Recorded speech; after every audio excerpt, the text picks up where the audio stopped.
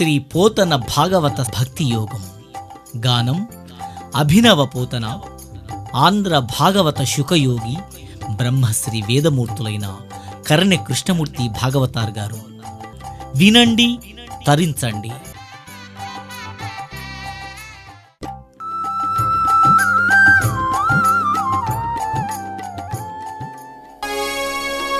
పలికెడిది భాగవతమట, పలికించు విపుడు రామభద్రుండట.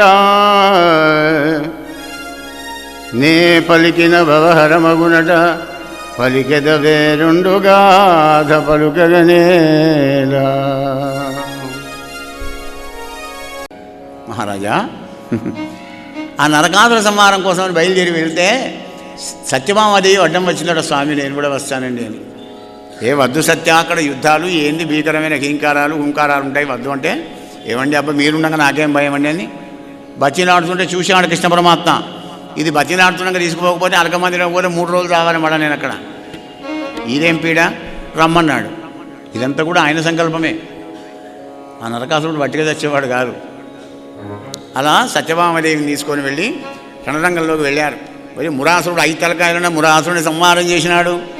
ఏనుగు పైన కూర్చొని త్రిశూలాన్ని పట్టుకొని వస్తూ ఉన్నాడు నరకాసురుడు. నరకాసురుడు ఎప్పుడైతే వచ్చాడో సత్యభామదేవి ముందరికి వచ్చిందట. ఏ సత్య, ఏమిటది? లేమా, ఓ సత్య లేమా అంటే, ఓ సుకుమారి, ఓ స్మార్టీ. సుకుమారి కంటే స్మార్టీ అప్పుడే అర్థమవుతుంది. తిక్కువాళ్ళ భాష కదా, మన గంట పెట్టిపోయినాడు. భాష నేర్చుకోవడం మంచిదే, కానీ అందులో ఈయన కాకూడదండి. చాలామంది కూడా చదువు రాని వాళ్ళకు కూడా ఇంగ్లీష్ అలవాటు చేసి పారేసింది అన్నట్టు. అయ్యా లేమా, ధనుజుల గెలువగలేమా, నీవేల గణగలేచి దివిడుర్రా, లే మాను మానవేని వీళ్ళని విల్లందుకొనుము. ఈ దానముడు మేము గెలవలేమా, రా వెనక కూడా, లేకపోతే తీసుకో. అయ్యో తెండి తీసుకున్నది. ఇల్లు తీసుకొని నారిని ఉంచి యుద్ధం చేసేవాళ్ళే నారి కట్టాలి. నారిని కట్టి నారిని ఒక్కసారి పూరించిందట. శత్రువుల గుండెలో బండలు పడ్డవయ్యా పరీక్ష మహారాజా. ఎదుటి శత్రువులంతా సత్యభామను చూసి వీర శృంగార భయ రౌద్ర విస్మయములు కలిసి భామిని అయ్యనో అని ఆశ్చర్యముందిరి సుమ్మా.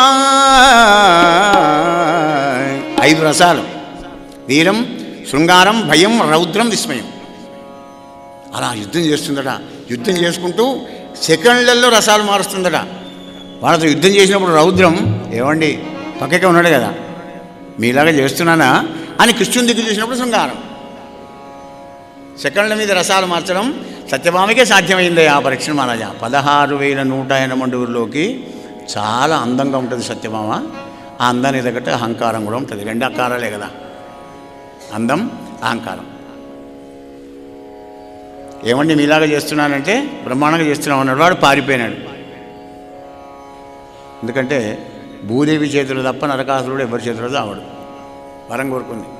భూదేవి అంశతోనే పుట్టింది సత్యభామ. అందుకే నేను వస్తానండి అనే బుద్ధిని కలిగించినాడు పరమాత్మ. సర్వస్య చాహం హృదయసన్నివిష్టో మత్త స్మృతి జ్ఞానమపోహనంచ. అందరి హృదయాల్లో నేనుండి నా బలాన్నే స్మృతి, జ్ఞానం, అపోహ, భ్రమలు కలుగుతావోయ్ అర్జున. కలిగించాడు అలా. వాడు పారిపోగానే సత్య ఇంటికి పోయినాక నువ్వు ఏది కోరుకుంటే అది ఇస్తాను పొమ్మన్నాడు సత్యభామతోని. మళ్ళీ తర్వాత నరకాసురుడు రాగానే సత్యభామను ఆనించుకొని సురచక్రాన్ని ప్రయోగం చేసి నరకాసుర సంహారం చేసినాడు. అప్పుడు భూదేవి వచ్చి కృష్ణ పరమాత్మ మెడలో పూలదండ వేసింది.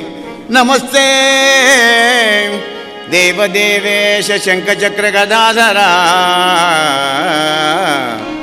భక్తేచ్ఛోభాక్తరూపాయ పరమాత్మం నమోస్తుతే. నమః పంకజనాభాయ నమః పంకజమాలినే నమః పంకజనేత్రాయ నమస్తే పంకజాంఘ్రియే.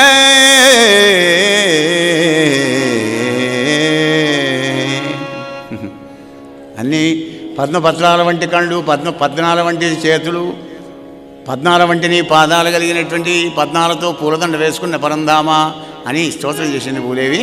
అక్కడ ప్రాగ్దేశపురానికి భగదత్తుని రాజుగా చేసి అక్కడ ఉన్నటువంటి 16,100 మందిని చెరసాలలో తీసుకువచ్చి ద్వారకా నగరానికి పంపించి ఒక శుభముహూర్తం లోపల ఆ 16,100ని వీళ్ళ ఎనమండుగులు ఉండేటువంటి 16,180 భవనాలు కట్టించి 16,000 కన్యలను ఒకటే ముహూర్తం లోపల పెళ్ళాడాడయ్యా పరీక్ష మహారాజు. గోపాలకృష్ణ భగవానికి జయ, రాజా రామచంద్ర భగవానికి. యా అటువంటి ఒక్క భార్యలతోని ఆనందపరుషుడై ఉన్నాడు కృష్ణ పరమాత్మ. రుక్మిణీదేవికి కాదు, అష్టభార్యలకు కాదు, 16,180 ప్రతి భార్య కూడా 10 మంది కొడుకులు. సవతి పోరాటం లేకుండా ఒకరికి 11, ఒకరికి 9 అయితే మళ్ళీ కిరికిరి కదా. మనిషికి 10 మంది అంటే ఏమిటి? కృష్ణుడు భగవంతుడు అయితే మాత్రం ఇంతమంది భార్యలేంది, సంసారం ఏంది? అరే ఇది ఏమిటా, ఏం భాగవతం, ఏం కథ అయింది? కలియుగ మానవుడికి వచ్చే డౌట్ కదా. ఇక్కడ కొంచెం లోపలికి మనం వెళితే ఈ జీవకోటిని సృష్టించాలి అంటే భూమిరాపో అనలో వాయు ఖమ్మనో బుద్ధిరేవచ అహంకార ఇతీయమే భిన్న ప్రకృతిరష్టదా. పరాప్రకృతిని ఓడికి అష్టవిధ ప్రకృతిని సృష్టించాను అర్జున అన్నాడు. ఆ తర్వాత మళ్ళీ 16 ఇంద్ర కలుపుతాడు. 16, 8, 24, 16,000 కానీ 1600 కానీ 16 సంఖ్య కానీ మొత్తం 24 తత్వాలు మహత్తత్వంగా మారి అండంగా మారితే ఆ అండం మళ్ళీ చైతన్యం కలగకపోతే 25వ తత్వమై పరమాత్ముడు ఉరుక్రముడు అనే పేరుతో అందులో ప్రవేశించగానే అంత మహదాదరకు చైతన్యంబు కలిగి అన్యోన్యత్వంబు కలిగే. తృతీయ స్కందంలో సృష్టి అప్పుడు చెప్తాడనమాట. అది వేదాంతపరమైనటువంటిది. కథా రూపంలో పెడితే మంచిగా వింటామని. వేదాంతం చెప్తే కళ్ళన్న మూస్తారు, లేచిన వెళ్ళిపోతారు. ఏంది రాద్దాంతం తలకాయ నొప్పి. జయ శ్రీకృష్ణ, జయ జయ శ్రీకృష్ణ. అయ్యా ఆ ప్రద్యుమ్న కుమారుడు కూడా తండ్రిలాగానే వెళ్ళి రుక్మిగాని బిడ్డని ఎత్తుకవచ్చి పెళ్లి చేసుకున్నాడు అయ్యా రుక్మవతిని. తద్వారా వానికి కొడుకు పెట్టాడు. వాని పేరు అనిరుద్ధ కుమారుడు. ఆ అనిరుద్ధ కుమారుడుగా యుక్త వయసు రాగానే రుక్మలోచన అనే రుక్మిగాని మనవరాలను ఎత్తుకవచ్చి పెళ్లి చేసుకున్నాడు. తండ్రి, కొడుకు, మనవడు ముగ్గురు ఒకటే చాలు పెళ్లి చేసుకున్నాడు. ఆ విధంగా క్రిస్టియన్ వంశం 101 కులమై చెరుకు పిల్ల చెరిగినట్టుగా వ్యాపించిపోయిందయా పరీక్ష మహారాజా. నరేంద్ర, బలిచక్రవర్తికి 100 మంది కొడుకులు. ఆ 100 మంది కొడుకుల్లో కూడా బాణాసురుడు చాలా గొప్పవాడు. వాడికి 1000 చేతులు ఉంటాయి. శివపూజా ధురంధరుడు, శివుణ్ణి పూజించండి, ధ్యానించండి, పచ్చి నీళ్లు కూడా ముట్టడు. అటువంటి యొక్క బాణాసురుడు ఒక్కనాడు కైలాస పర్వతం దగ్గరికి వెళ్ళి ఆ పరమాత్ముని అనేక విధాల స్తోత్రం చేసినాడు. ఆ స్తోత్రానికి పరవశుడైనాడు శంకరుడు. ప్రత్యక్షమైనాడు. నాయనా బాణాసుర, ఏం సంగతి? శంకరా శంకరా భక్తమానసవ శంకరా దుష్టమదాసురేంద్రనా శంకరా పాండునీల రుచి శంకర వర్ణ నిజంగ భోగిరాట్ కంకణ పార్వతీ హృదయ కైరవ మిత్ర యోగి హృత్ పంకజ పంకజాత్త నిజ తాండవ ఖేళన భక్త పాలన శంకర. శంకర భగవానుడు రెండింటికి పరవశంపై తాండవం చేస్తాడండి. శివతాండవ స్తోత్రం ఒకటి, అభిషేకం ఒకటి. ధార తెగిపోకుండా తైలధారవత్తు అంటాడు. నూనె ధార తెగిపోదు, కట్టు కాదు. అవి అట్లా పోయారట నీళ్లు శివుడికి అభిషేకం చేసుకుంటూ. దానికి శివతాండవ స్తోత్రానికి రావణ బ్రహ్మ రచించి గానం చేసి ఉరుగు తొలగించినాడు శంకర భగవానుడు. జటాటవీ గల జల ప్రవాహతావతస్థలే గలే వలం విలంబితం భుజంగతుంగమాలికా ఢమఢమఢమన్నినాదమడ్డమర్వయం చకోరచండ తాండవం తనోతు న శివం శివం.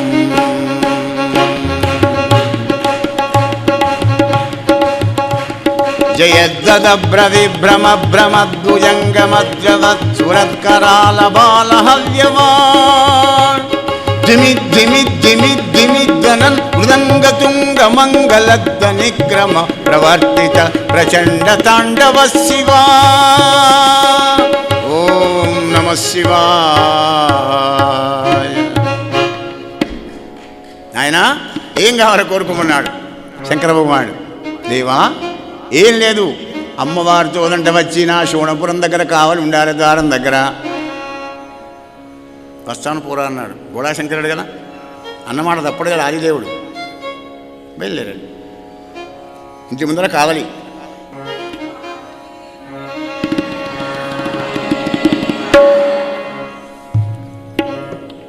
రోజు లేవగానే వచ్చి ఆది దంపతుల దర్శనం చేసుకొని పోతాడు.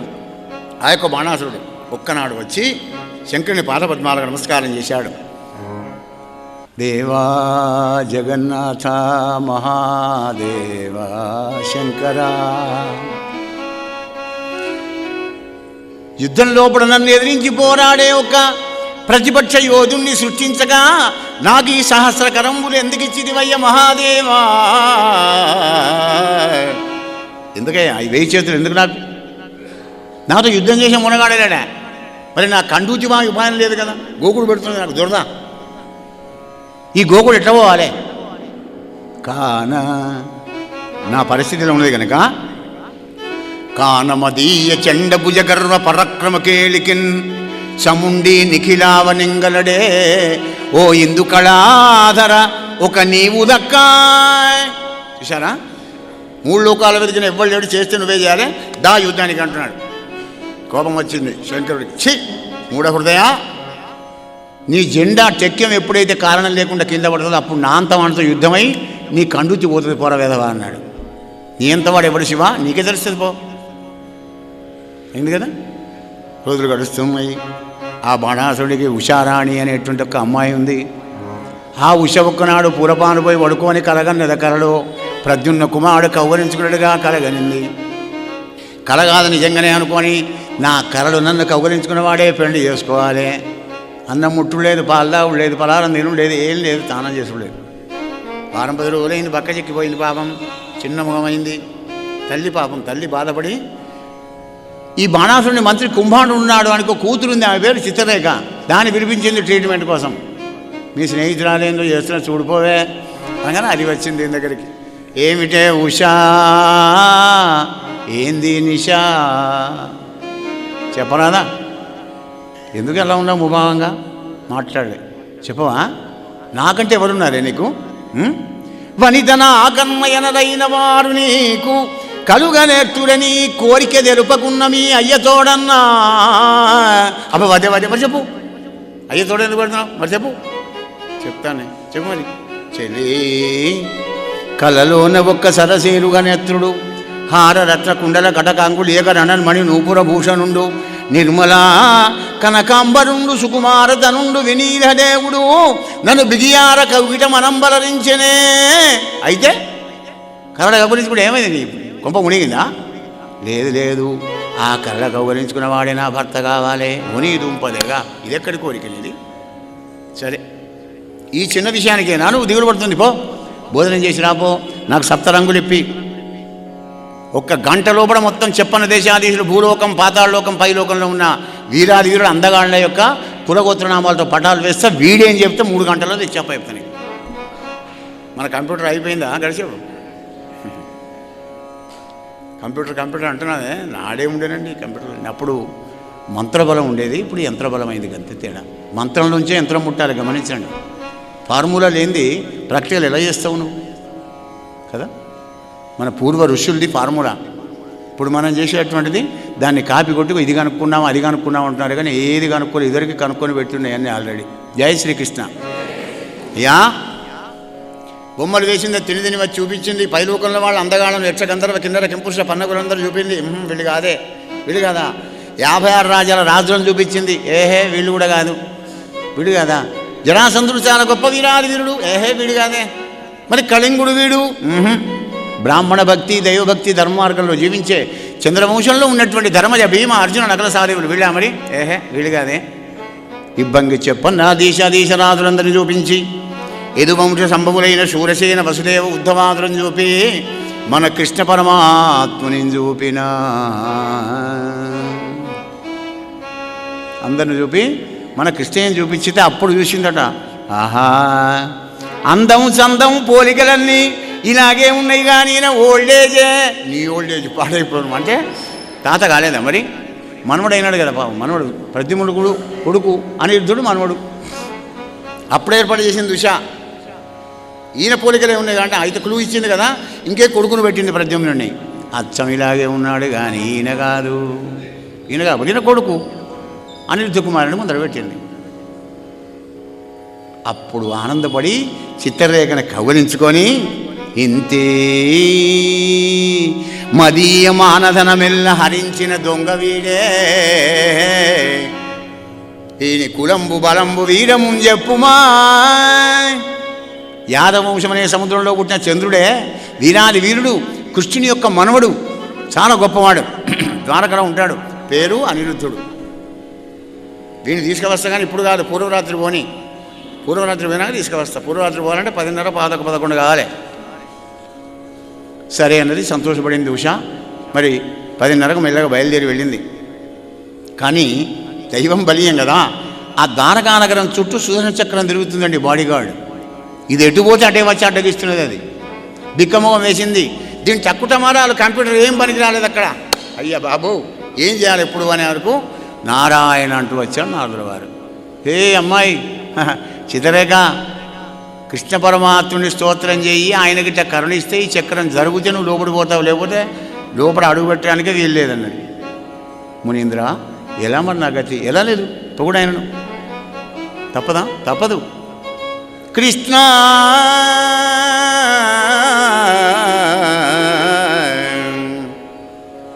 కరుణా జోడరావ మురళీ మోహన, కరుణా జోడరావ మురళీ మోహన, నిరంతరము నీలమేఘ శ్యామ, నిరంతరము నీలమేఘ శ్యామ, దేవత సార్వభౌమ, కరుణా జోడలేవ మురళీ మోహన.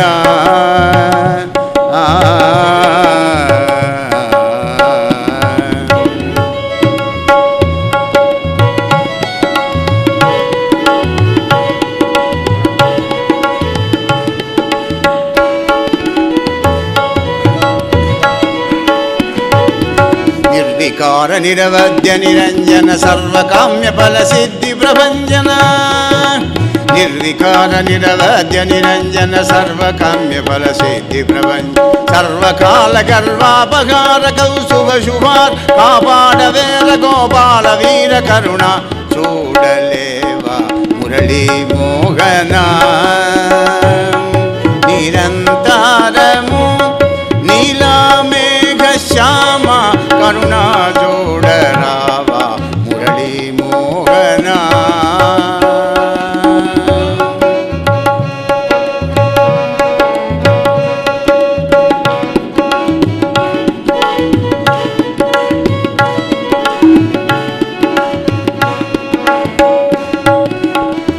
గోపాలకృష్ణ భగవానికి. అప్పుడు చక్రం పక్క జరిగింది. పోయి చంద్రకాంత శిలాభవనం లోపల నిజమార్య సంగతులు కూర్చున్నటువంటి పడుకున్నటువంటి ఒక మహానుభావుని ఎత్తుకు వచ్చి శోణపురంలో పెట్టింది చిత్రరేఖ. 4 మాసాలు కామభోగాలు అనుభవించారు ఉషాసుందరి అను అనిరుద్ధ కుమారుడు. ఈ లోపల చెలికత్తలకు తెలిసింది. వాళ్ళు పోయి బాణాసురుడిని చెప్పారు, నరికి పారేయండి వాడిని అంటే నరకాలే, వచ్చిన వాడికి వీడే నరికాడు. అప్పుడు బాణాసురుడే వెళ్ళి వర్ణపాశాలతో బంధించి వాడిని చెరసాల్లో వారేశాడు. 4 మాసాలైన అనిరుద్ధుడి కోసం వెతుకుతున్నారు. అప్పుడు నారదుల వలన తెలుసుకున్నటువంటి వాడై 12 అక్షరుల సైన్యాన్ని పట్టుకొని శోణపురం బయలుదేరి వచ్చాడు కృష్ణ పరమాత్మ. పరీక్ష మహారాజా, ఎప్పుడైతే కృష్ణుడు ద్వారకలోంచి వెళ్ళాడో వెంటనే విని జెండా టెక్కెం కింద పడిపోయింది. బాణాసురుంది ఎగిరి గంతు వేశాడు. యుద్ధం వచ్చిన వాడు ఎవడైనా ఇంట్లో ఉంటే వాడిని తలకాయ తీస్తా అని ప్రకటన చేసినాడు. మరి ద్వారం దగ్గర ఉన్న శివయ్య ఏం చేసుడు? వరదుడు కదా, ఆయన కూడా నందివానారుడై త్రిశూలం చేత పట్టుకొని ప్రమదగణాలను వెంట పెట్టుకొని ఆయన కూడా యుద్ధానికి వచ్చాడు. పురాతన యోధులైన శివకేశవులు యుద్ధం జరుగుతుండే అండహో అని విమానంలో అరజడి ఎక్కువైందయ్యా రాజా. దేవతలు యక్షగంధర్వ కిన్నెర కింపురుషులు అందరూ కూడా చూస్తున్నారట. అబ్బురం ఎవరికి వేస్తారో చూద్దామని శంకర భగవానుడు ఏది వేస్తే ఆయుధాన్ని అన్వేషించి పారేస్తున్నాడు. చివరికి చూశాడు కృష్ణ పరమాత్మ, ఇక వీటితోని ఈయనతోని మనం ఎందుకు, ఈ మూర్ఖుని కోసం ఇద్దరం యుద్ధం చేయడం ఎందుకని సమ్మోహనాస్త్రం ప్రయోగం చేశాడు. ఆ ఎద్దు మూపురం మీద పడ్డాడు శివయ్య. అప్పుడు మళ్ళీ ఫ్రెష్ అయ్యి వచ్చాడు దుర్మార్గుడైన బాణాసురుడు. సైన్యం దైన్యం నొందింది. బాణాలతోని 14 బాణాలతో వాని గుర్రాలను వాని సారథిని వాని చేతుల ఆయుధాన్ని దూరం చేశాడు కృష్ణుడు. మరి నడి జత్తు దేశంలో సూటి పెట్టే వరకు ఆ బాణాసురుని తల్లి గోటరా అనేది వచ్చి అడ్డం నిలబడింది కొడుకును కాపాడాలి అని. రథం ముందర దిగంబరంగా నిలబడిన వెంటకలు విరబోసుకొని ఆ దృశ్యాన్ని చూడలేక కళ్ళు తిప్పుకున్నాడు కృష్ణస్వామి. అంతలో మళ్ళా శివయ్య మూపురం నుంచి లేచి 3 తలకాయలు 3 చేతులు 3 కాళ్ళతో శివ జ్వరాన్ని పంపించినాడు. అప్పుడు పరుబడి వైష్ణవ జ్వరాన్ని పంపినాడు కృష్ణ పరమాత్ముడు. ఆ 2 జ్వరాలకు యుద్ధం జరిగి 14 లోకాలు జరిగింది ఆ శివజ్వరం. ఎక్కడ కూడా దానికి ఆశ్రయం దొరకలే. మళ్ళా కృష్ణ పరమాత్మ దగ్గరికి వచ్చింది. కృష్ణ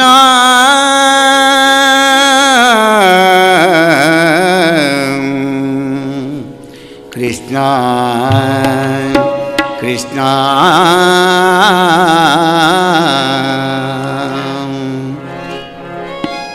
ప్రేమ స్వరూప గోపాల ప్రేమ స్వరూప గోపాల కామితదాయక కరుణాలవాల కామితదాయక కరుణాలవాల ప్రేమ స్వరూప గోపాల.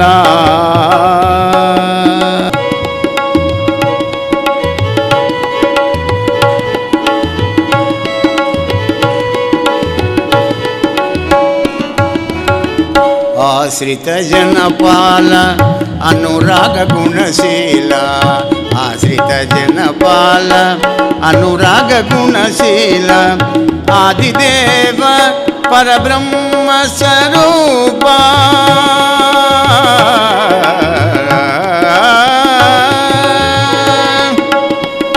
ఆదిదేవ పరబ్రహ్మ స్వరూప ప్రేమ స్వరూప గోపాల.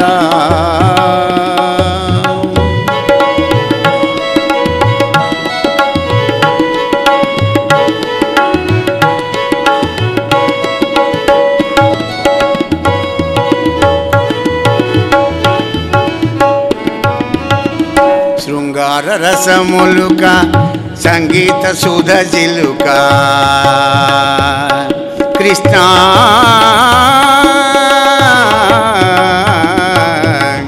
శృంగార రసములుక సంగీత సుధ జిలుక రాసలీలలు చేసి రమించు వేదనుత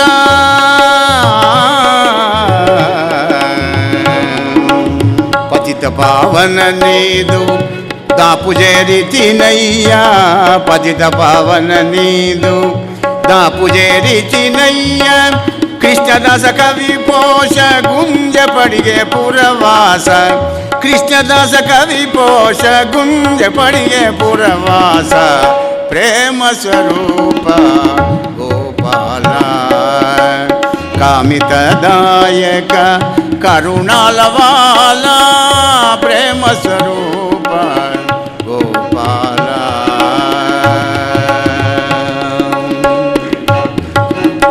అలా శివజ్వరం ఎప్పుడైతే ప్రార్థన చేసిందో వెంటనే దాన్ని మన్నించి పారేసినాడు. రెండవసారి మళ్ళీ బాణాసురుడు యుద్ధానికి రాగానే చక్రానికి ఆజ్ఞ ఇచ్చినాడు కృష్ణస్వామి. 996 చేతులు నరికి 4 చేతులు ఉంచాడు. అప్పుడు వాడి అహంకారం అంతా అణిగిపోయి కుమార్తెను అల్లుండి అనిరుద్ధ కుమారుడు తీసుకొని వచ్చి బంగారు రథం మీద కూర్చోబెట్టి అనేకమైనటువంటి ఒక అరణాలు కూడా ఇచ్చి మరి పంపిస్తే మురాంతకుణ్ణి త్రిపురాంతకుడు కౌగిలించుకున్నాడు. శివకేశవులు ఇద్దరు కూడా సమాగమం చేసుకొని శివయ్య ఉంటాను మరి అంటే కృష్ణ ఉంటానన్నారు. మరి ఆ విధంగా బయలుదేరి వెళ్ళి మళ్ళీ ద్వారకానగరం చేరుకున్నాడు కృష్ణస్వామి. పరీక్ష మహారాజా పరరాముడు ఒక్కనాడు రేపల్లోకి బయలుదేరి వెళ్ళామంట. చూసి వస్తామని వెళ్ళే వరకు అక్కడ ఉన్న వాళ్ళంతా వాళ్లకు రాముడు కృష్ణుడు భేదం లేదండి. బలరాముడితోని చైత్రమాసంలో పోతే అక్కడ వారుని మధు బాగా స్రవిస్తే ఆ మధుపానం బాగా చేసి ఆ గోపికలతోని విహరించినాడు మానవుడు. ఆ యొక్క రాముడు విహరించే వరకు చెమటలు పెట్టినాయి. అల్లంత దూరంలో ఉన్న యమునను పిలిచాడు. ఏమునా మేము స్నానం చేయాలి రమ్మన్నాడు. అయినా తాగి ఉన్నాడు కదా అని మత్తులో ఉన్నాడని సడ్డ చేయలేదట. నాగలు తీశాడు. గడగడ వణుకుంటూ వచ్చి పూలదండ వేసి బలరామా అంగనలు నీ యొక్క బలపరాకం నిలుస్తానా స్వామి అని మళ్ళీ ప్రసన్న చేసుకుందయ్యా. అది ఒక బలరాముని గొప్పతనం అంత గొప్పది. మహారాజా పౌండ్రక దేశాన్ని పరిపాలిస్తున్నాడు. కాశీని రాజధానిగా చేసుకొని వాసుదేవుడు పౌండ్రక వాసుదేవుడిని నామకరణం చేసుకున్నాడు. కృష్ణుడి పేరే వాసుదేవుడు ఎందుకు ఉండాలి? నేను కూడా వాసుదేవుడిని పెట్టుకుంటా అన్నాడు. అయ్యా పెట్టుకోవచ్చు కానీ ఆయన నీలమేఘశ్యాముడు అండి, నేను రంగు రాసుకుంటా అయ్యి ఆయనకు 4 చేతులు ఉంటాయి, ఇంకో 2 మనం ఎక్స్ట్రా పెట్టించుకున్నాం ఆర్టిఫిషియల్. అయ్యా మరి ఆయన చేతిలో శంఖం చక్రం గదా పద్మం ఉంటాయి, మనం చేయిస్తాం గోల్డ్ స్మిత్తో. ఏం తక్కువ, మనకేం తక్కువైంది? అలా అహంకారంతో విల్లవీగవాడిని కృష్ణ పరమాత్ముడు వచ్చి 11 లక్షల సైన్యంతో వచ్చి పౌండ్రక వాసుదేవుని దుష్ట సంహారం చేసి వాడిని జ్యోతి వచ్చి కృష్ణుని లోపలనే కలిసిపోయిందయ్యా పరీక్ష నరేంద్ర మహారాజా. ఈ విధంగా దుష్ట శిక్ష రక్షణ ధర్మ సంరక్షణ కోసమని బలరామకృష్ణుడు ఇద్దరు కూడా వివిధ లీలలు కూడా చేస్తూ ఉన్నారయ్యా అని చెప్పి ఆ పారాశర్య నందనుడైనటువంటి సుఖదేవుల వారు అభిమన్యుని పుత్రునితో అంటున్నారు, మహారాజా కృష్ణ పరమాత్ముని దివ్యలీలలు తిరుగుతామనుకున్నాడు నారద మహర్షి ఒకసారి. ఈయన 16,108 ఉంటున్నాడా, లేకుంటే ఒక్క దుక్కునే ఉండిగిట్టే ఈ నాటకం ఆడుతున్నాడా? డౌట్ వచ్చింది. అన్నాడు ఏం పని లేదు, ఈ పని పెట్టుకున్నాడు. ఇంటికి పోయినాడు, ఒక ఇంటికి వేరు. ఓహో మునీంద్ర స్వామి రారా అని ఆసనం అర్ఘ్యం పాఠ్యం ఇచ్చాడు. అయ్యా నేను సంసారిని దుఃఖి, నువ్వు సన్యాసిని సుఖి, ఏం సేవ చేయమంటావు అన్నాడు. అయ్యా ఏం లేదు కృష్ణయ్య, నీ దర్శనం కోసం వచ్చేవి, నేను వెళుతున్నా అన్నాడు. వెళుతున్నావు కానీ ఇక్కడనే ఉండేట్టు ఎవరికి చెప్పకు. ఎందుకు చెప్తా స్వామి అంటే లేడనుకుంటున్నాడు పాప నారదుడు. మళ్ళీ ఇంట్లో పోయారు, అక్కడ ఉన్నాడు. ఇంకో ఇంట్లో పోయారు, ఇంకా ఉన్నాడు. 50-60 ఇళ్ళు తిరిగాడండి. ఇక ఏం తిరుగుతాడు? ఇక కాళ్ళు నొప్పులు పట్టే పాపం పరీక్ష నరేంద్ర. అలా అన్ని ఇళ్లలో చూస్తుంటే ఒక ఇంట్లో ఉన్న రూపం మళ్ళొక ఇంట్లో లేదట. అలా వివిధ భంగిమల్లో కనబడ్డ కృష్ణుని యొక్క లీలలు కూడా తెలుసుకొని మాయురే కృష్ణ వరదా నీ లీలలు తెలియవారెవరు, తామర శాసన ముఖ్యులైనా నీ పాద దాసులు దక్క అన్యులు తెలియలేరు కృష్ణ మాయురే హరిహరి వరదా అని పొగిడి ఊరుకున్నాడు కృష్ణస్వామి. ఒక్కనాడు కృష్ణుడు రాజ్యసభకు రాగానే అక్కడ బ్రాహ్మడు వచ్చాడు. బ్రాహ్మడు వచ్చి కృష్ణ గిరివ్రజపట్టణంలో కూడా జరాసంధుడు 21,000 రాజులను బంధించాడు, వాళ్ళందరూ కలిసి వాళ్ళ బాధను చెప్పుకోవడానికి నీ దగ్గరికి పంపించారు కృష్ణయ్య అని వివరించినాడు. వివరించగానే అంతలోకి నారదుడు వస్తే నారదుడిని అడిగాడు, నారదా నువ్వు ఎక్కడి నుంచి వస్తున్నావు, ఏం సంగతి, ఇప్పుడు పాండవులు ఏమనుకుంటారో చెప్పు అంటే ఏం లేదు కృష్ణయ్య, రాయస్వయాగం చేయాలనుకుంటున్నారు, అంతకంటే ఏం లేదు అన్నాడు. అవునా, మరి నారదా రాయస్వయాగం ఎలా అవుతుంది అని ఒక బ్రాహ్మడు చెప్పాడు కదా, జరాసంధ వధ అయితేనే రాయస్వయాగం అవుతుంది. ఎందుకంటే భారతదేశం అంతా జయించిన అర్హత ఉన్నవాడే రాయస్వయాగం చేయాలి. కనుక నువ్వు వెళ్ళి బాసటగా ఉండి పాండవుల చేత జరాసంధుని చంపించి రాజయాగం చేయి నారాయణ అంటే ఆయన వెళ్ళిపోయినాడు. ఉద్ధవా నువ్వేమంటావు? దేవముని చెప్పినట్టుగా కృష్ణ ఆ జరాసంధుడు ఎంత దుర్మార్గుడైనా కానీ వాడికి బ్రాహ్మణ భక్తి ఎక్కువ కనుక భీముడు నువ్వు అర్జునుడు ముగ్గురు బ్రాహ్మణ వేషాలు వేసుకొని బయలుదేరి వెళ్ళండి, అభయం తీసుకొని భీముని చేత చంపి బాగుంది ఐడియా ఉపాయం అన్నాడు అని వచ్చాడు. ఇంద్రప్రస్థపురం పాండవుల దగ్గర చేరుకున్నాడు మితజనుడు కొందరిని తీసుకొని. అప్పుడు ధర్మరాజు ఎదురుగా వచ్చి స్వాగతం పలికి ఆ యొక్క కృష్ణ పరమాత్మని లోపలి తీసుకుపోయి ఆ రాత్రి ఇంద్రియాలకు విశ్రాంతినిచ్చి మళ్ళీ ప్రాతకాల సమయం లోపల సభ తీర్చాడు. అష్టవిధ మంత్రులు ఉన్నారు, సామంతులు ఉన్నారు, పౌరాణికులు ఉన్నారు, జ్యోతిష్శాస్త్రవేత్తలు ఉన్నారు, పురోహితులు ఉన్నారు.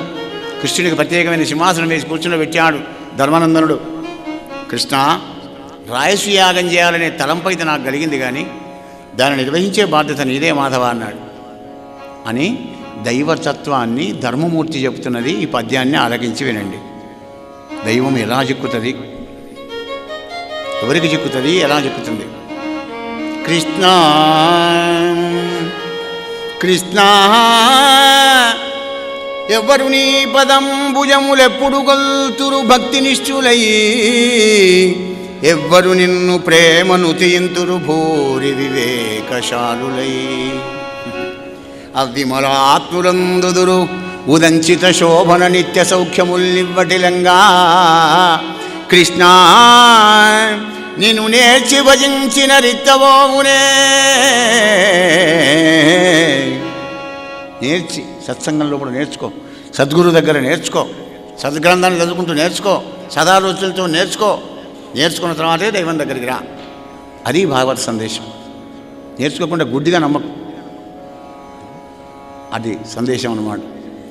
ఇంకే శుభస్య శీఘ్రం ధర్మనందన, నేను 4 తమ్ములను దూరం అన్నాడు.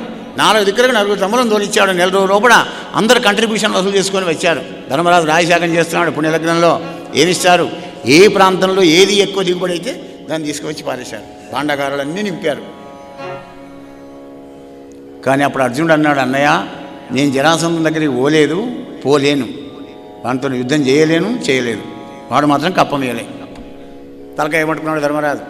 అప్పుడు కృష్ణుడు అన్నాడు, నేనున్నా కదా ధర్మనందన, ఉద్ధవుడు చెప్పిన ఉపాయం ఉన్నది అన్నాడు. ఈయన కాదట. చూసారా, కర్తృత్వం ఒక్క కూడా ఉంచుకోడు కృష్ణయ్య. ఉద్ధవుడు చెప్పిన ఉపాయం రేపు మంచిగా చెడ్డైనా ఉద్ధవుడు అనుండి కానీ నన్ను అనకుండి అని నిర్లేపుడే ఉంటాడు. పద్మపత్ర విమాంబస అన్నాడు. అందుకే దామరాకు నీళ్ళలో ఎలా ఉంటుందో నేను అలాగే ఉంటాను. బ్రాహ్మణ భక్తి కలిగిన జరాసంధుడికి మేము ముగ్గురం, అర్జునుడు, భీముడు, నేను పోయి బ్రాహ్మణ వేషంలో వెళ్ళి ఆజిభిక్ష అడిగి మరి యుద్ధంలో భీముని చేత వాడిని చంపిస్తానయ్యా, నువ్వేం బాధపడకన్నాడు అని ప్రాగ్జపురానికి బయలుదేరి వెళ్ళారు భీముడు, అర్జునుడు, కృష్ణ పరమాత్మ. అక్కడికి వెళ్ళి, హే రాజా, అతిథి పూజ దురంధరుడవని మేము దూరా నుంచి వచ్చామయ్యా, చాలా గొప్ప దాతవని అని అన్నాడు. అంటే వాడు ఏర్పాటు చేసేటప్పుడే మీ రూపాలు బ్రాహ్మణ వేషంలోనే ఉన్నాయి కానీ మీ భాష మాత్రం క్షత్రియులాగా ఉన్నదన్నాడు. అయినా బ్రాహ్మణ వేషాలు వేసుకున్నారు కనుక ఏం కావన్నో కోరుకోండి అన్నాడు. మగధాధీశ మాకీయవలే ఆజిభిక్ష, యుద్ధభిక్ష కావాలి, ఇచ్చాను పొండి అన్నాడు. ఇంకేమున్నది, నేను కృష్ణుడిని వాడు, అర్జునుడు వాడు, భీముడు, నీ ఇష్టమైన వాళ్ళతో యుద్ధం చేయి. కృష్ణ నీతో యుద్ధం చేస్తే 18 సార్లు ఓడిపోయినావు అంటే నేను ఓడిపోయినా అని చెప్పుకోడు కదా. ఇక అర్జునుడు వయసులో చిన్నవాడు, సమవుజ్జి అయినటువంటి భీముడు నేనే సరే కనుక భీముడు నేను యుద్ధం చేస్తాం, మేము కూడా కదే అనుకున్నామన్నాడు. యుద్ధం చేస్తున్నారు. భీముడు జరాసంధుడు 3-4 సార్లు చీరి పారేశాడు కానీ ఉల్టా వారేసుడు లేదు. మళ్ళీ అతుకుతున్నాడు వాడు. కృష్ణ పరమాత్మ ఒక గడ్డిపోతను జీరుకొని ఇట్లా పట్టుకొని చుట్టూ తిరుగుతుంటే అర్జునుడు అన్నాడు, బావా ఇదేం సంగతి, ఏం లేదు మీ అన్నగాడు నా దగ్గర చూస్తాడో చెప్పుదాం సంజ్ఞాడు చూస్తాడు, నేనేం చేయాలి మరి ఎట్లా బావా, ఏం కాదు, మెయ్యి బాగా నొస్తచుడు, బాధ అయినప్పుడు నా దిక్కు చూస్తాడు, అప్పుడు నేను చెప్తా వాడికి. 7-8 సార్లు చీరి పారేసాడండి. దమ్ము మొస శ్రమ వస్తుంది పాపం. అతకంగానే వాడు ఫ్రెష్ అవుతున్నాడు. ఈ నల్లోడు ఏదో ఫిట్టింగ్ పెడతాడని ఇట్ట విషయాడు గుట్లు తెరిచి భీముడు. నీ చూపు పాడగానే ఇతరే చూస్తే అయిపోవు కదా, అట్టగా అన్నాడు, ఉల్టా పల్టా పారేశాడు. గోపాలకృష్ణ భగవానికి. భగవంతుడు మన చుట్టూ తిరుగుతున్నా కానీ ఆయన దిక్కు మనం చూడకపోతే ప్రయోజనం ఏముంది చెప్పండి. ఎప్పుడు చూస్తాం, మన వల్ల కాకపోతే శక్తిహీనమైతే గజేంద్రుని వల్లే 1000 సంవత్సరాలు యుద్ధం చేశాక పూర్వ పుణ్యఫల దివ్యజ్ఞాన సంపత్తి ఉంటే అప్పుడు మొత్తుకున్నాడు గజేంద్రుడు. అప్పటిదాకా బాగుంది దైవం దిక్కు. ఎందుకు మన భౌతిక బలం కావాలి కదా, మన అహంకారం మమకారం చావాలి కదా. ఒకప్పుడు వాడిని శరణ పొందుతాం, అదే మొదలు శరణ పొందితే వందుడు. అది జీవలక్షణం. జయ శ్రీకృష్ణ. యా జరాసంధుణ్ణి గెలిచి ఆ లోపల ఉన్న 21 మంది రాజులను కూడా పంపించినాడు. అందరినీ కూడా క్షవరగడాలు చేయించి వాళ్ళ రాజ్యాన్ని పంపిస్తే, నాయనలారా నరేంద్రులారా ఏం కావాలి కోరుకోండి, కృష్ణ వేదమాతకు ఆభరణమైనటువంటి నీ దివ్య పాదపద్మాలు ఎప్పుడు మా హృదయంలో ఉండాలి మాధవ అని కోరుకున్నారు. అలాగే ఇచ్చాను పొండి, ధర్మంగా పరిపాలించండి, ధర్మమే రక్షిస్తుంది కనుక ధర్మంగా రాజ్యాలు పరిపాలించండి నాయన అని ఆ 21,000 రాజులను కూడా వాళ్ళ రాజ్యాలకు పంపించి హస్తినాపురం వచ్చాడు. ధర్మనందన శుభస్య శీఘ్రం, లైన్ క్లియర్ అయిపోయింది, ఇక చేసుకో రాశియాగం. అప్పుడే మనసులో స్మరించుకున్నాడు 28 మంది ఋత్వికులను. ధర్మరాజు ఎవరు వాళ్ళు? సత్యవదేయ కశ్యప భరద్వాజ ఉపమోతి విశ్వామిత్ర వీతిగోత్ర మైత్రేయ పైల సుమంతు మధుశ్చంద గౌతమ సుమతి భార్గవ వశిష్ఠ వామదేవ అకృతవ్రణ కణ్వజైమిని పరాధౌమ్య పరాశర అధర్వకవశులు అసిత వైశంపాయన ఆసురి కశ్యపకరదు వీరసేన గర్గత్రికవ్యులు ముఖ్యులైన ఋషులను మునులను కృపుని గాంగేయ కుంభజ అంబికేయ విదుర కురుకుమార బంధుకుల వృద్ధ దారుణీసుర నరేంద్ర వైశ్య శూద్రవరుల రప్పించే ధర్మజుండు.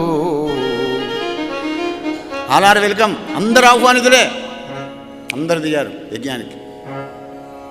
మరి బంగారు నాగలతోని యజ్ఞగుండం మొదలు దున్ని దాంట్లో బంగారంతో హోమగుండం కట్టారు. వ్యాసుడు అన్నాడు, నాయన ధర్మనందన కంకణం కట్టుకుంటావు, సంకల్పం చెప్తాను, తర్వాత నువ్వు లేచిపోవడానికి ఇక్కడ వీరుండదు కనుక నువ్వు ఒక్కడే అన్ని బాధ్యత పనులు చేయలేవు, నీకు నమ్మకం ఉన్న వాళ్ళకు పనులు అయిపోయిపోన్నాడు. అప్పుడు ధర్మరాజు మెల్లగా చూడండి, ధర్మరాజు రాజకీయం మెత్తడి పులి భారతంలో కూడా. ధర్మరాజును అర్థం చేసుకోవడం అంత సాధ్యం కాదు. దుర్యోధనునికి యజ్ఞానికి వచ్చిన వాళ్ళు పట్టుకురారు కదా, యజ్ఞానికి వచ్చిన వాళ్ళు ఇచ్చే కానుకలు రత్నాలు వజ్రాలు వైడూర్యాలన్నీ తీసుకొని చేతులతో తీసుకొని ఓరగుబట్టే పోర్టుపోలియోను దుర్యోధనుడికి ఇచ్చాడు. వాడ ఆ బహుమానాలన్నీ లోపల పెట్టుకుంటే, అబ్బా నిన్న మొన్నటి వెనుక నిలవ నీడలేక ఉండిన పాండవులు నేడు దుర్నిరీక్షులై రాజసూయాగ మహద్దర నిర్వహణంతో సార్వభౌమ పదవి నొందుటయా. ఇదంతా యుకనుల అరగాంచు చూచి నేను ఇక్కడ పెట్టాడు. ఏం మాట్లాడసం కాదు, ఏమనాశం మనసులో దస్తున్నాడు. అగో రాజకీయం అలా ఉంటుంది ధర్మరాజుది. మహారాజా, ఆర్తిజాతము కోరినట్టి వస్తువులందగా పంచిడగర ఆదాతనూజిని. యజ్ఞానికి వచ్చిన వాళ్ళు ఏది అడిగితే అది లేదనకుండా ఇవ్వడానికి దానవీరశూర కరుణి పెట్టినాడు. సకలాన్నపానములు వండింప భీమసేనుని. నరభీమ పాకం అంటారు, నరుడు లేడు కానీ భీమన్న పాకం. మంతెన్న వంట కుప్పలు వార వస్తున్నాడు, వాడు తీయడి, వాడు పుల్లడిది, వాడు చప్పగా ఉండే స్వీటు, డబల్ కమీటా ఉండేది స్వీటు, మస్తు వండించేట్టు తింటున్నారు బ్రాహ్మణంతా.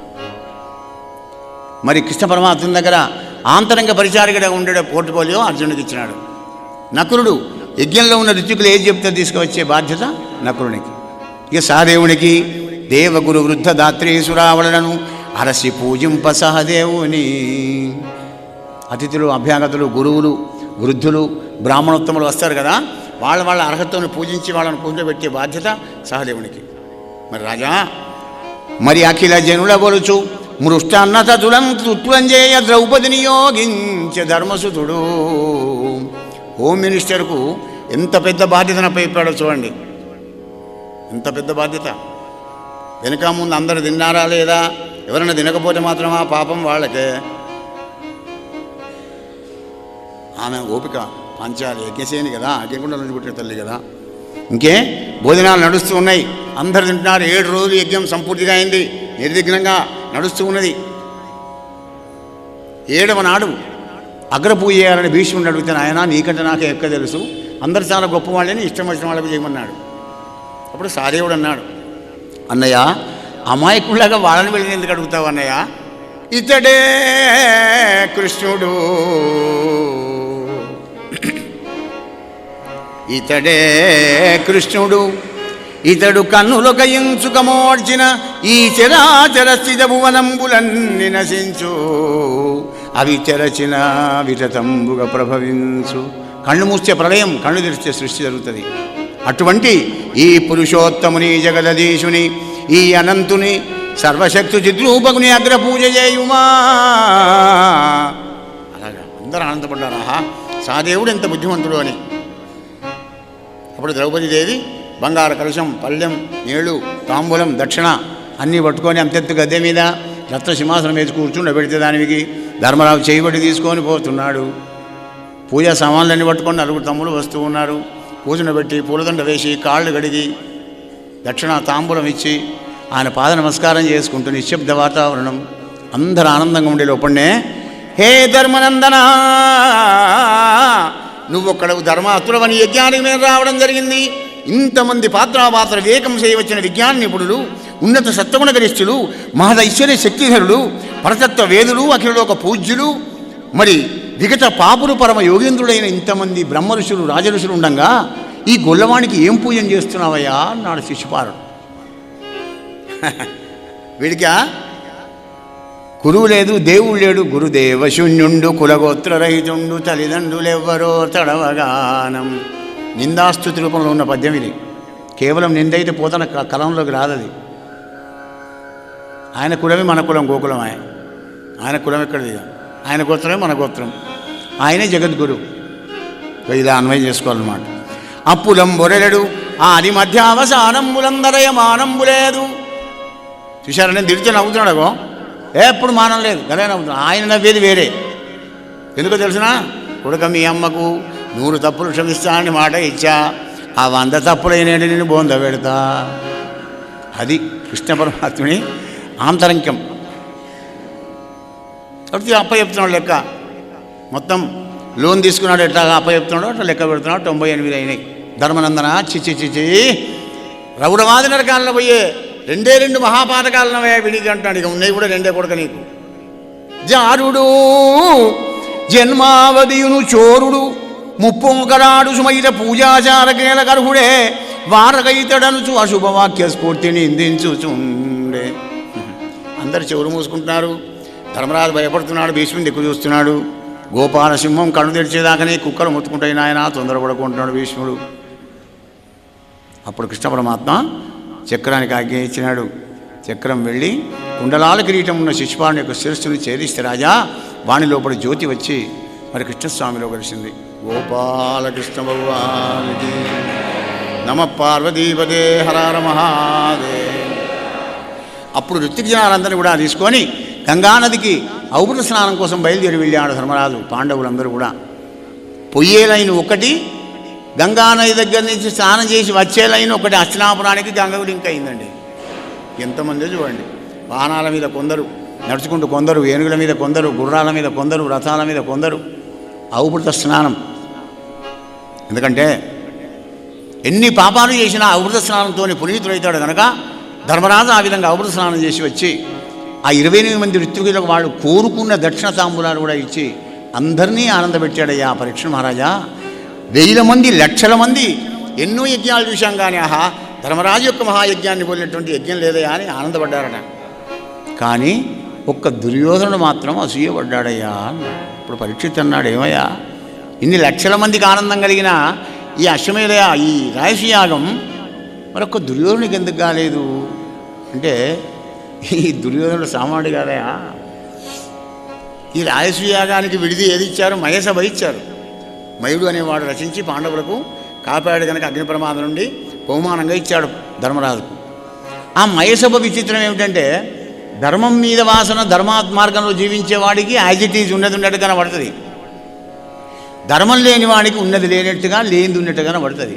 ఇక వీనికి విడిదిచ్చారు. అది అందులోకి పోయి ఇది ఇందులో ఆహా మయునిలోకోత్తర కళాకౌశలం ఉద్యానవనమున కాసారమా అని మెల్లగా చెంగుల మీదకి పట్టుకొని కాలు పెట్టాడు. పెట్టేవారు ఏం లేదు, పట్టిదే. ఆహా మయునిలోకోత్తర కళాకౌశలం అనుకుంటూ మంచిగా పోతున్నాడు. పేరు మళ్ళా కళ కనబడ్డది, అదే అనుకొని మంచి కాలు పెట్టి పెట్టామని పడ్డాడు అందులో. ఆహా రామా. అప్పుడు భీమసేనుడు నవ్వాడు. ఆ చెలికత్తెలందరూ నవ్వుతే ద్రౌపది నవ్విందని అపోహపడ్డాడు ఈ మూర్ఖుడు. అగో అప్పటి నుంచి పాండవులంటే వీడికి మా దండి కోపమయ్యా. అసలు వీళ్ళకి అసూయ ద్వేషాలు చిన్నప్పటి నుంచే.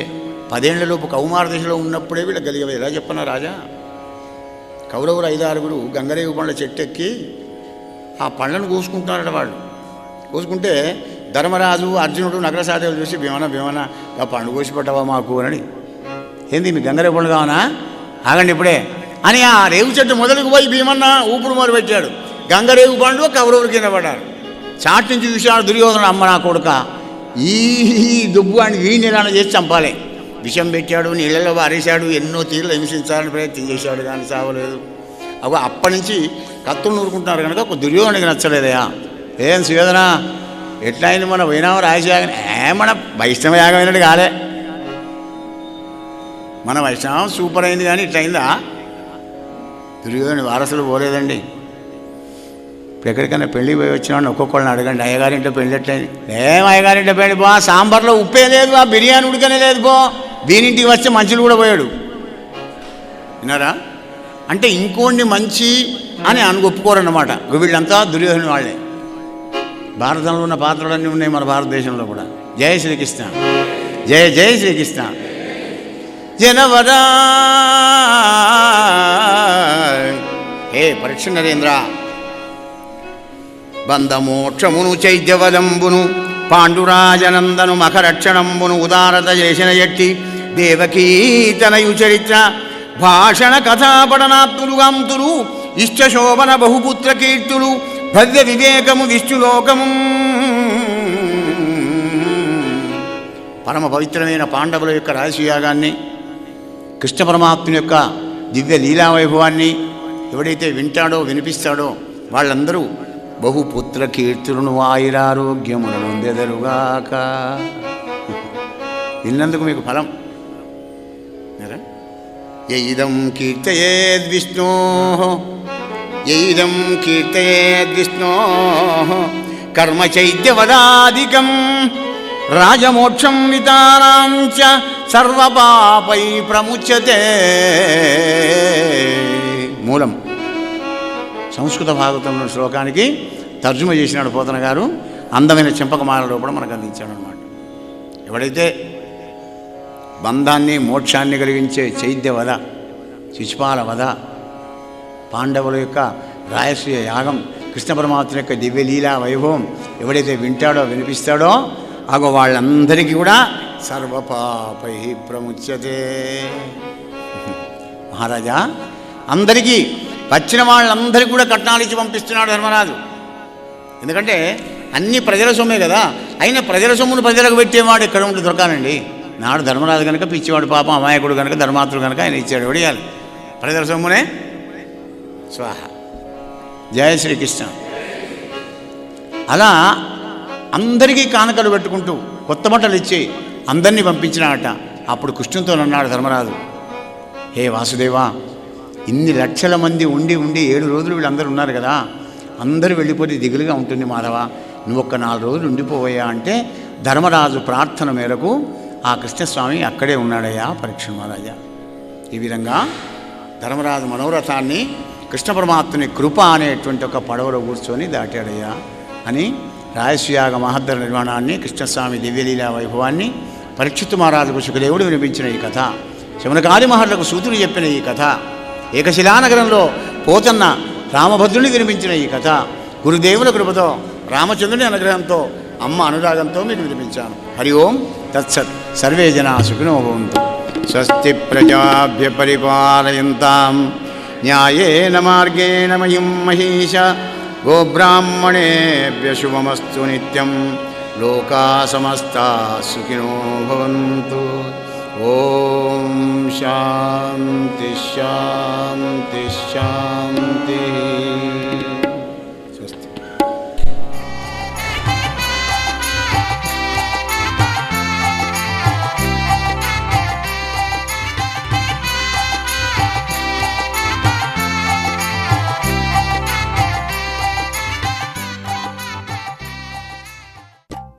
శ్రీ పోతన భాగవత భక్తి యోగం. గానం అభినవ పోతన, ఆంధ్ర భాగవత శుకయోగి, బ్రహ్మశ్రీ వేదమూర్తులైన కరణ్య కృష్ణమూర్తి భాగవతార్ గారు. వినండి, తరించండి.